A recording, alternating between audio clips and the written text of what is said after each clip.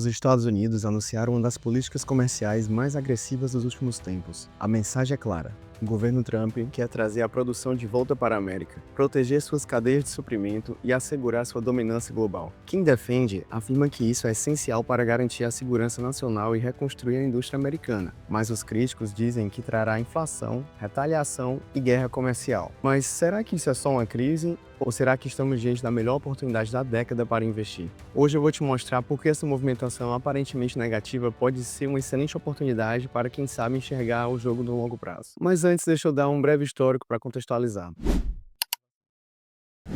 Antes do imposto de renda ser introduzido em 1913, as tarifas eram a principal forma de arrecadação do governo. O financiamento do Estado vinha basicamente dos impostos sobre as importações. Após 1913, as tarifas perderam força como principal fonte de receita e foram sendo gradualmente reduzidas. Mas foi em 1930, com a tarifa Smoot-Hawley, que tudo desandou. Em plena crise, os Estados Unidos aumentaram agressivamente os impostos sobre a importação. O resultado foi uma piora significativa da Grande Depressão. Os países retaliaram e o comércio global afundou. Essa medida é vista como um erro histórico. Os Estados Unidos naquela época tinham um grande superávit de produção, e ao fechar o mercado, eles agravaram sua situação. Depois da Segunda Guerra, a lógica mudou. Os Estados Unidos reduziram suas tarifas e permitiram que países aliados aumentassem as suas sem retaliação. A ideia era clara: reconstruir o mundo e manter os Estados Unidos como um grande mercado consumidor global.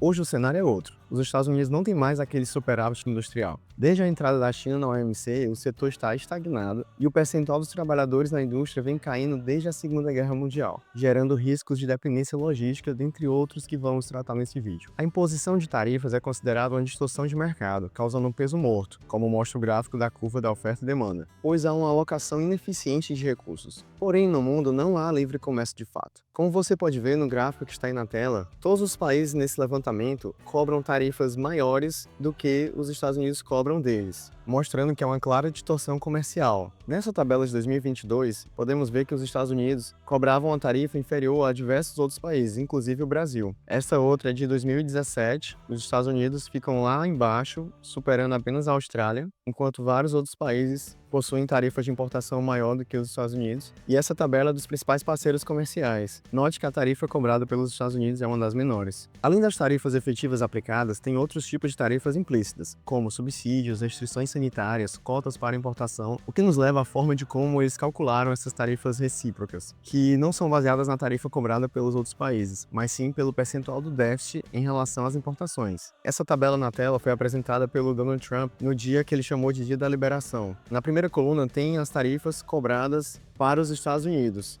e na segunda coluna esse valor dividido por 2. Esse valor da primeira coluna ele não condiz com as tarifas explícitas. O que na verdade ele representa é o déficit comercial que os Estados Unidos possuem em relação às importações. Por exemplo, no caso da China, os Estados Unidos importou no último ano 438 bilhões e exportou 143, ou seja, um déficit de 295. Se você dividir 295 por 438, vai dar 67%. Dividindo por 2, arredondando, 34%. Da mesma forma, a União Europeia. Ele importou 606 bilhões e exportou 370, gerando um déficit de 236. Se você dividir os 236 por 606, daria 39%, ou seja, a metade, 19%, e assim por diante. Essas altas tarifas para os países de maiores déficits servem como estratégia de negociação para conseguir tanto trazer as tarifas impostas por aqueles que não pretendem retaliar para valores mais baixos,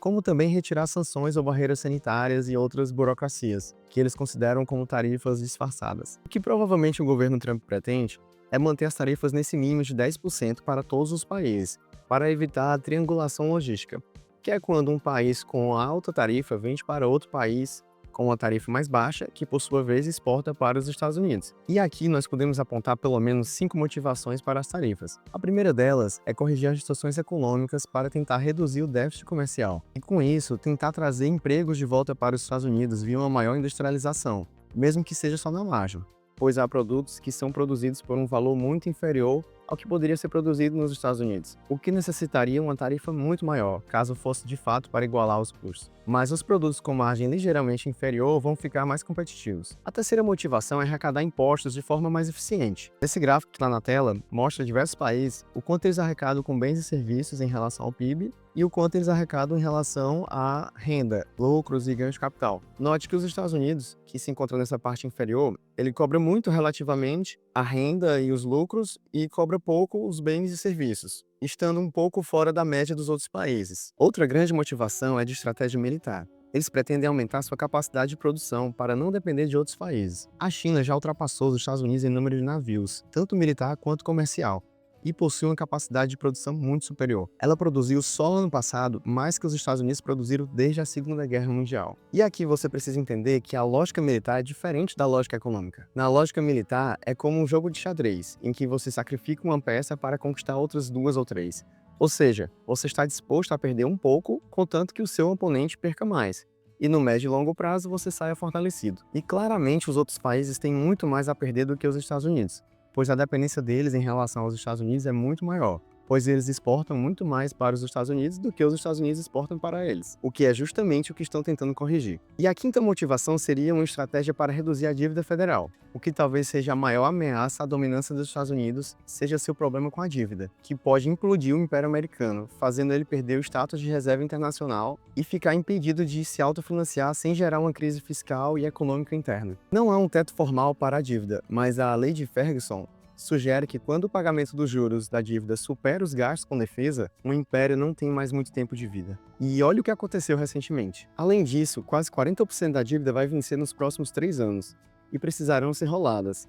7 trilhões de dólares precisam ser refinanciados apenas em 2025. E como fazer os juros caírem com a inflação persistente e um Fed cauteloso? E aqui entra a teoria de um famoso gestor chamado Ray Dalio, que acredita que essa turbulência foi intencional. E como eles pretendem fazer isso? Provocando incerteza. Cria-se uma guerra comercial, mudam-se as regras constantemente, assusta os mercados, causando pânico, e fazendo os investidores venderem ações para comprar títulos governamentais, fazendo assim os yields caírem.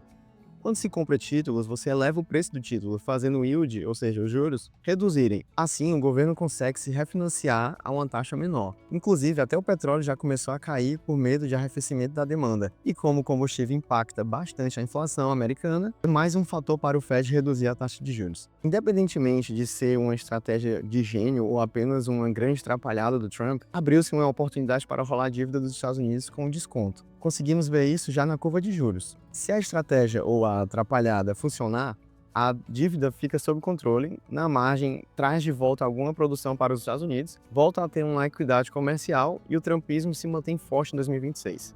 Caso não funcione, as tarifas vão gerar inflação, retaliação e perder as midterms, e volta-se tudo ao que era antes. Ou seja, de qualquer forma, a estabilidade vai ser restaurada, e com as ações a esses preços, abre-se uma excelente oportunidade. Eu sei que é consenso que haverá inflação de qualquer forma, mas aqui eu quero apresentar uma visão diferente, fora da caixa. Para isso, vou me basear na fórmula do Milton Friedman, no qual diz que a base monetária vezes a velocidade do dinheiro é igual ao PIB vezes a inflação. Não é exatamente vezes, por conta da matemática financeira dos juros. Vou tentar explicar essa fórmula de uma forma simples. Imagine que você tem um país com a economia que tem 5 produtos, e você tem 5 dinheiros disponíveis na economia. Cada produto vai ter um preço equivalente a um dinheiro. Se você aumenta a base monetária, ou seja, você aumenta o dinheiro em circulação dessa economia em o dobro, você coloca mais 5 dinheiros, você vai ter agora 10 dinheiros distribuídos pelos mesmos 5 produtos. O que vai acontecer é que a quantidade de produtos não alterou, o que alterou foi a quantidade de dinheiro. Então o novo preço será de 2 dinheiros por produto. É assim que é gerada a inflação, que é um aumento geral de preços. Você aumenta o dinheiro em circulação, fazendo o preço de cada produto valer mais do que anteriormente. As tarifas vão causar um aumento de preço nos produtos importados, o que não significa inflação, que é um aumento geral de preços. Caso a base monetária, ou seja, o dinheiro em circulação não aumente, o que vai acontecer é que haverá menos renda disponível dos americanos para outros produtos nacionais, pois há uma transferência de dinheiro do cidadão para o governo. Inclusive, isso aconteceu no outro governo Trump. O preço dos produtos tarifados aumentou, mas a inflação geral fez foi diminuir. O que de fato causou inflação foi a massiva impressão de dinheiro na pandemia. O que o governo poderia fazer, que inclusive fazia parte das promessas da campanha, é reduzir os impostos para os indivíduos, para compensar esse aumento de custo dos importados. Então, o governo coleta via tarifa de importação e redistribui via redução de impostos. Será que a conta fecha? O valor total importado dos Estados Unidos foi de 3,8 trilhões. Se considerar a receita de tarifas em 16%, daria uns 600 bilhões, que foi o valor anunciado pelo secretário do Tesouro americano que eles conseguiriam arrecadar via tarifas. A receita com impostos sobre indivíduos americanos foi de 2,43 trilhões, ou seja, se cortar 25% dos impostos sobre os indivíduos, poderia compensar essa perda de renda. E por que o governo não anunciou ainda essa redução de impostos? E é aí que essa teoria do Trump Recession começa a fazer sentido. Se eu fosse da administração, eu aproveitaria esse momento para refinanciar a dívida e assim que tivesse feito, anunciaria a redução de impostos. Esse anúncio seria um excelente gatilho para as ações voltarem a subir com força. Daniel, eu não acredito nessa sofisticação toda por parte do governo, não. Beleza, tudo bem, isso é só uma teoria. Mas, para o que temos hoje, quais são os setores mais afetados? Se você observar nesse levantamento feito pela Budget Lab, produtos de couro e vestuário são os que vão ser mais afetados. Não é à toa que as ações da Nike e da Lululemon estão caindo fortemente. Então, eu ficaria de fora desses setores que estão nessa tabela. E segundo esse mesmo levantamento, os setores menos impactados são de seguro, por exemplo, petróleo, educação, imóveis e farmacêutico, que são considerados agora uns setores defensivos. Inclusive, se você olhar as ações da Palomar, você vê que elas não apresentaram nenhuma queda, que é uma seguradora americana. Outra seguradora é a Kinsale Capital, que também está segurando bem e não apresentou quedas significativas. Veja, aqui não é uma recomendação de investimento, você tem que fazer sua análise independente. Eu só estou mostrando os setores que foram menos impactados e que não tiveram quedas significativas nessa recente crise. Para um full disclosure, eu tenho essas ações em carteira, não pretendo vendê-las a curto prazo. Apenas caso o gatilho que eu mencionei anteriormente acontecer, que é o anúncio de corte de impostos. E aí eu buscaria outras ações que tiveram seus valores reduzidos mais fortemente agora. Olha, eu não estou aqui defendendo essa política comercial. Só estou tentando fazer uma leitura da situação para poder me posicionar melhor nos investimentos. Com a queda nas bolsas, várias ações entraram em promoção, que a gente raramente vê. E o histórico não mente. Toda vez que há pânico, depois vem a recuperação. Olha aqui essa tabela. Ela mostra os 3 maiores dias de queda da história da bolsa americana. E todas as vezes que tiveram os 3 maiores dias de queda, um ano depois, as ações estavam valorizadas, 3 anos depois, estavam mais valorizadas ainda, e 5 anos depois, mais valorizadas ainda. A maior queda, 3 dias consecutivos, foi em 1987. Depois teve na crise de 2008, no Covid em 2020. E agora, em 2025, está quase chegando ao pódio. O que será que vai acontecer daqui a 1 ano, 3 anos ou 5 anos? É difícil prever, mas o histórico mostra que o resultado tem sido sempre positivo. Mas, claro, rentabilidade passada não é garantia de rentabilidade futura. Valuations ficaram mais atrativas, empresas sólidas estão sendo negociadas abaixo do valor justo. E o investidor que entrar agora, com cautela e visão de longo prazo, pode se beneficiar muito. As ações da Amazon, por exemplo, estão sendo negociadas em seu menor múltiplo do preço em relação ao seu fluxo de caixa operacional dos últimos 10 anos. Assim como as ações do Google também estão sendo negociadas no seu menor múltiplo, preço sobre lucro projetado para o ano seguinte dos últimos 10 anos. Isso não quer dizer que elas vão subir, quer dizer apenas que elas estão muito baratas e que abriu uma oportunidade enorme para investimento. As tarifas podem parecer apenas uma medida protecionista, mas escondem um plano de fundo muito maior. E no meio disso tudo, as oportunidades aparecem para quem sabe onde olhar. E você junta essa janela de oportunidade com outra oportunidade secular que está acontecendo agora, que eu explico nesse vídeo aqui, que pode ser a última oportunidade de investimento da história do capitalismo. Não deixe de conferir lá. Obrigado pela audiência e um forte abraço.